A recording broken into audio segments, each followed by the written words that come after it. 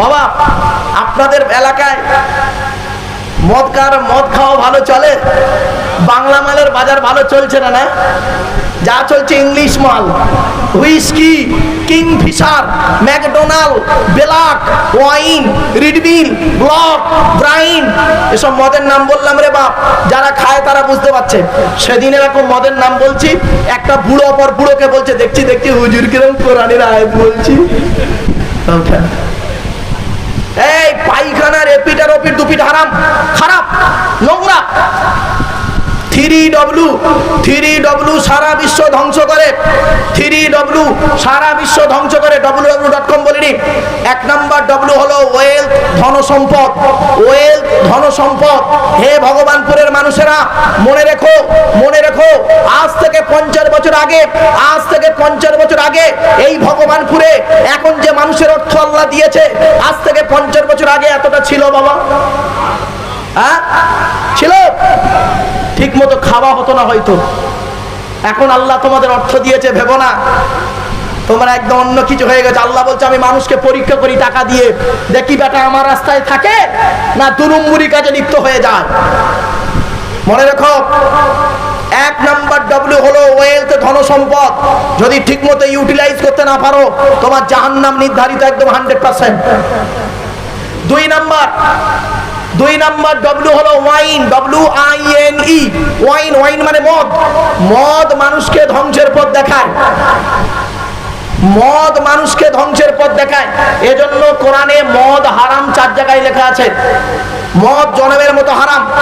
আল্লাহ বলছেন, হে পৃথিবীর মানুষেরা, এই পৃথিবীতে তোমরা যদি মদ না খাও, পৃথিবীর মানুষেরা শোনো, আমি আল্লাহ বলে দিচ্ছি, এই পৃথিবীতে যদি তোমরা মদ না খাও, আমি আল্লাহ ওয়াদা করছি জান্নাতের ভিতরে 4টে নদী রেখেছি। 1 নাম্বার নদীর নাম পানির নদী, দুনিয়ার পানির উল্টো পানি। 2 নাম্বার নদীর নাম দুধের নদী, দুনিয়ার দুধের উল্টো দুধ। 3 নাম্বার নদীর নাম মধুর নদী, দুনিয়ার মধুর উল্টো মধু। 4 নাম্বার নদীর নাম মদের নদী, দুনিয়ার মদের উল্টো মদ। জোরে বলুন সুবহানাল্লাহ। এই ওয়াজটা আমি করেছিলাম নদিয়া জেলায়। 4 ঘন্টা ওয়াজ করার পরে যেই বলেছি আল্লাহ জান্নাতে মদ খাওয়াবে, একটা আদা মালখোর ওয়াজ শুনছিল, পেছন দিক দিয়ে তাকবীর দিচ্ছে, নারায়ে তাকবীর, আল্লাহু আকবার, নারায়ে তাকবীর, আল্লাহু।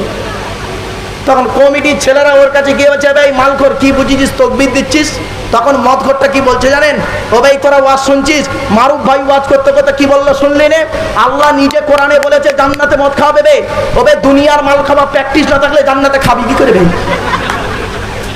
লো কাহা কা বাঁশ ও কাহা লাগা দিয়া। এজন্য বলে যাচ্ছি বাপেরা, মদ হলো হারাম। এর সঙ্গে সঙ্গে আরো কিছু হারাম আছে। হ্যাঁ বাবা, পাড়ায় বন্ধন ভালো চলছে? হ্যাঁ, আর ওই বন্ধনের অফিসারদের গায়ে আমার পাড়ার মা বোনগুলো গ্রুপ করছে, ঘেঁষাঘেঁচি করে বসে, বাহ। আর ওই মা বোনদের শ্বশুরগুলো পাকা দাড়ি নিয়ে মসজিদে জামাতে নামাজ পড়ছে, কবরে ঢোকো আদা রসুন বেটে দেবে। এই একজন মেয়ে ছেলে জাহান্নামায় যাবে, 4 জন পুরুষকে প্রথম জাহান্নামায় ঢোকাবে। কজন?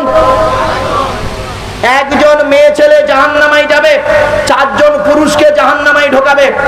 1 নাম্বার তার বাপ। এই বাপেরা, খুব তো দাড়ি রেখে নামাজ পড়তে ছুটেছো মসজিদে, আর তোমার মেয়ে সুদের কারবার করছে, তুমি একবার মানা করতে পারলে না? মনে রেখো, 1 নাম্বার হলো তার বাপ জাহান্নামী হবে মেয়ের কারণে। 2 নাম্বার হলো বড় ভাই বা দাদা।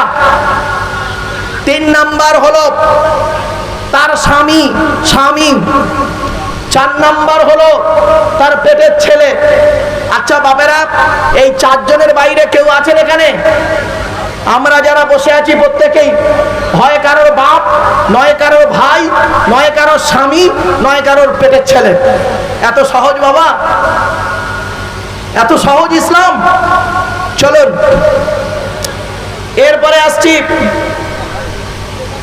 সুদ খাওয়া থেকে দূরে সরে থাকুন। মনে রাখবেন, সুদ খেলে কি পাপ? মায়ের সঙ্গে জেনা করা যেমন পাপ, আমার কথা নয় বাপ, নবী বলেছেন, নবী মুহাম্মদ সাল্লাল্লাহু আলাইহি ওয়াসাল্লাম বলেছেন। এই মা বোনেরা ভালো করে শুনে নিন, সুদ খাওয়া তেমন পাপ, মায়ের সঙ্গে জেনা করলে যেরকম নোংরা কাজ, সুদ খাওয়া তেমন নোংরা কাজ।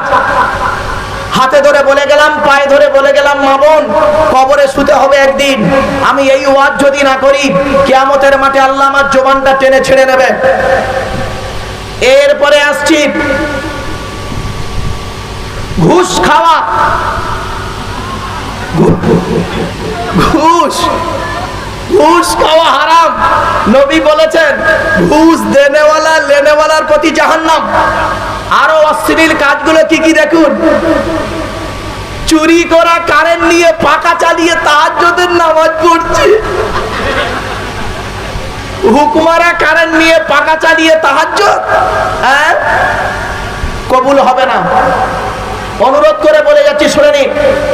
এই এক হারামখোর আমারে ফোন করেছে, জানেন? আমারে ফোন করে একটা মশলা জিজ্ঞেস করছে, হুজুর আসসালামু আলাইকুম, একটা প্রশ্ন জিজ্ঞেস করব হুজুর। তা আমি বললাম কি বাবা? তা বলছে হুজুর সুদের টাকায় বিড়ি কিনে খেলে গোনা হবে। বলছে সুদের টাকায় বিড়ি কিনে খেলে গোনা হবে। বাপেরা সাবধান হয়ে যান। আর একটা চোর আছে, দেখাচ্ছি, দেখে নিন।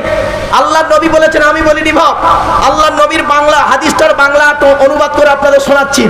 আল্লাহর নবী বলেছেন, লানাল্লাহু মান সারাকা মানারাল আরদি, ওই সমস্ত লোকেদের প্রতি আল্লাহর গজব যারা জমির আল চুরি করে করে জমি বাড়িয়ে নেয়। কত আলচোর চাচা বসে আছে, আল্লাহ কি বাবাজি, জমির আল চুরি করেছো। আল বলেছে নাকি ভাই? হ্যাঁ, আল বলেছে নাকি? আর একটা দেবো। এই দেখেন কোরআনের আয়াত, আল্লাহর কোরআন জানিয়ে দিয়েছেন, ইন্নাল্লাযীনা ইয়াকুলুনা আমওয়ালাল ইয়াতামা যুলুমান ইন্নামা ইয়াকুলুনা ফি বুতুনিহিম নারা ওয়া সায়াসলাউনা সাঈরা। 10 নম্বর 4 নম্বর পারা 17 নম্বর পৃষ্ঠার একেবারে 14 নম্বর লাইন, সূরার নাম সূরা নিসা 10 নম্বর আয়াত। আল্লাহর কোরআন বলছে, যারা এতিমের মাল ভক্ষণ করে, যারা এতিম বোঝেন তো বাবা, এতিমের মাল যারা ভক্ষণ করে, বেকার ভাতার টাকা, রাস্তা বাঁধার টাকা, কারেন্টের পোস্ট অফিসের টাকা, পঞ্চায়েত চালানোর টাকা, গরিবের ঘর বাঁধা টাকাগুলো, 100 দিনের কাজের টাকাগুলো জনমের মতো যারা খেয়েছো, তারা তাদের পেটে নরকের আগুনগুলো ঢুকিয়েছো। আল্লাহর কোরআন জানিয়ে দিয়েছে, যারা গরিবের মাল ভক্ষণ করে, এতিমের মাল যারা ভক্ষণ করে, তারা তাদের পেটে নরকের আগুনগুলো ঢোকাতে শুরু করেছে। আমি আল্লাহ তাদের জন্য সাইর নামক জাহান্নাম নির্ধারিত করে রেখে দিয়েছি। আর যারা গরিবের মালগুলো ভক্ষণ করে না, এতিমের মালগুলো যারা ভক্ষণ করে না, যারা ঈমান এনেছে আর ভালো কাজ করেছে, ইন্নাল্লাযীনা আমানু ওয়া আমিলুস সালিহাতি কানাত লাহুম জান্নাতুল ফিরদাউসি নুজুলা। 16 নম্বর পারা 3 নম্বর পৃষ্ঠা 12 নম্বর লাইন, সূরার নাম সূরা কাফ। আল কোরআন জানিয়ে দিয়েছে, যারা এতিমের মাল ভক্ষণ করে না, গরিবের মাল যারা ভক্ষণ করে না, তারা ঠিকমতো আদায় করে দিয়েছে। আল্লাহর কোরআন বলে তাদের ঠিকানা হলো জান্নাতুল ফিরদাউস। আমার বাপেদের অনুরোধ করে বলে যাচ্ছি, আমারে ভুল বুঝতে যাও না বাপ, বাস্তব কথা তুলে ধরলাম। এই বাপ মারা গেছে, চাচা বেঁচে আছে, ছোট ছোট ভাইপোদের সম্পত্তি চাচা নিজের নামে রেকর্ড করে বসে আছে। ও আমার হাজি সাহেব, বেরো হারাম করবো। বাপেরা কি বলবো, কথাগুলো শুনতে খারাপ লাগছে। চলুন একটা এক্সাম্পল দিই, অসুবিধা হচ্ছে? আর একটু হবে না, বন্ধ করতে হবে? সবে তো এখন শুরু হয়েছে, এরপরে একদম আদা রসুন বেটা একদম ছেড়ে দেবো। বাপেরা চলুন এগিয়ে যাচ্ছি। আল্লাহর নবী শুনে নিন, হযরত মুহাম্মদ সাল্লাল্লাহু আলাইহি সাল্লাম হালিমা নামক এক মহিলা দুধ পান করেছিল, জানেন? আচ্ছা, হালিমার ঘরে দুধ পান করতে গিয়ে আল্লাহর নবী করেছেন কি জানেন? হালিমার ডান দিকের স্তনটা পান করতেন। হালিমার ডান দিকের স্তনটা পান করতেন নবীজি, হালিমার বাম দিকের স্তনটা কোনোদিন নবী খায়নি। কি আশ্চর্য! হযরত মুহাম্মদ সাল্লাল্লাহু আলাইহি সাল্লাম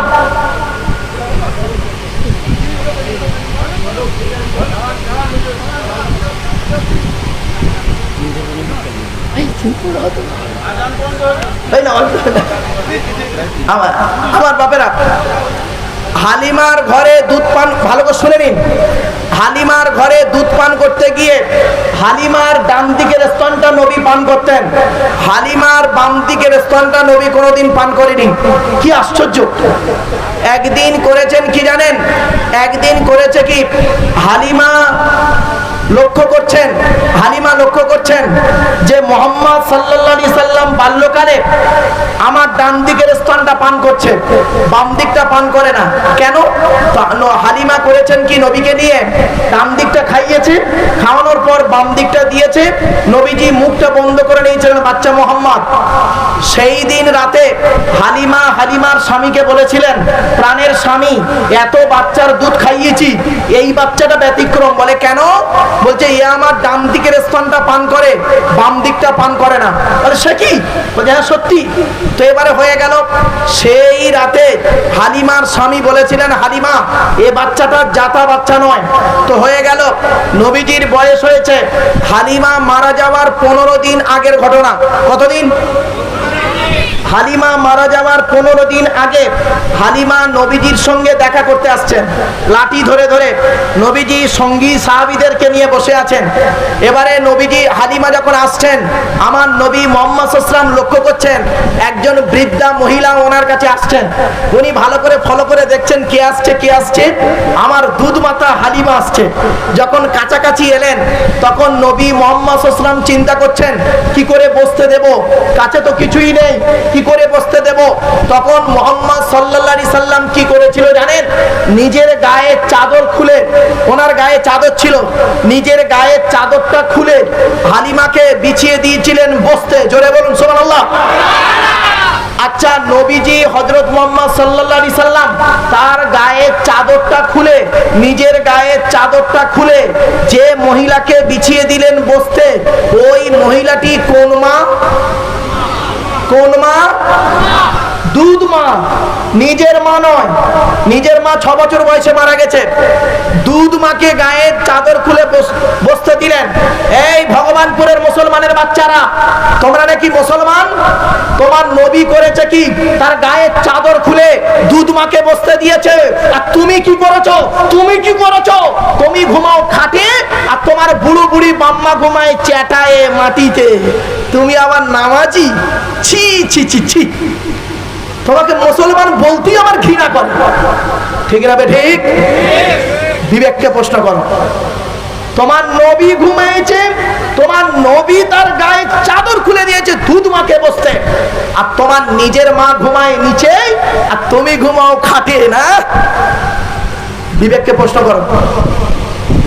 এরপরে নবীজিকে জিজ্ঞাসা করা হলো, হালিমা জিজ্ঞাসা করছে, বাবা মুহাম্মদ, তুমি আমার ছোটবেলায়, তোমার ছোটবেলায় আমার ডান দিকের স্তনটা পান করতে, বাম দিকটা কেন পান করতে না বাবা? তখন নবীজি চুপ করেছিলেন। আমার নবী নিজের থেকে কোনো কথা বলতেন না। ওমা ইয়ানতিকু আনিল হাওয়া ইন হুয়া ইল্লা ওয়াহয়ু ইউহা।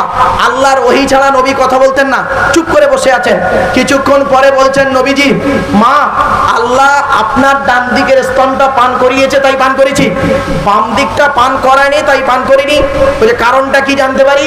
তখন নবীজি কি বলেছিলেন ভালো করে শুনে নিন, ভগবানপুরের হিন্দু মুসলমান নারী পুরুষেরা।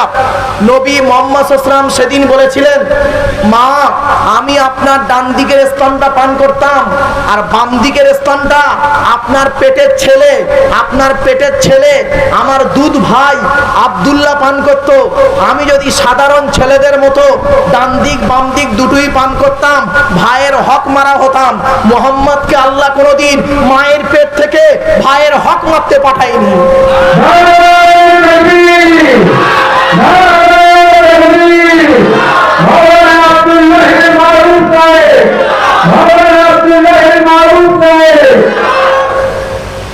আর আপনি আমি কি করেছি? বাপ মারা গেছে, বড় ভাই বেঁচে আছে, ছোট ছোট ভাইদের সম্পত্তি নিজের নামে রেকর্ড করলে বসে আছে। সব ফেরেশতা। চলুন এগিয়ে যাচ্ছি। বাস্তব কথাগুলো বাপ শুনতে একটু খারাপ লাগবে,